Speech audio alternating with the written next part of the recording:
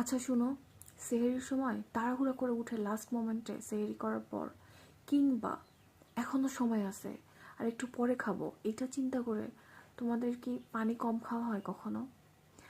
I mean, আমার হয় এরকম হয় যে আমি লাস্ট মোমেন্টে উঠছি আর সময় নাই, তাড়াহুড়া করে খাবার খাইছি, পানিটা কম খাওয়া হয়েছে।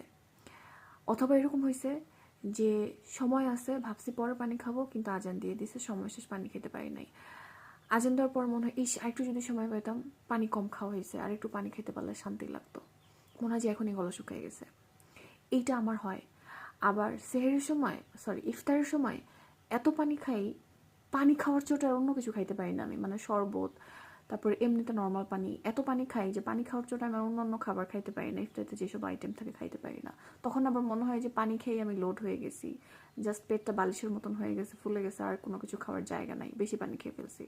আর সেহরিতে মনে হয় কি পানি কম খাইছি, পানি খাওয়া হয় নাই, এখনই গলাটা কেমন যেন শুকনো শুকনো লাগতেছে, আর একটু টাইম পেলে একটু পানি খেতে পারলে ভালো হতো। মানে এরকম কি আমার সাথে হয় নাকি তোমাদেরও এরকম হয়? আজব একটা সমস্যা না?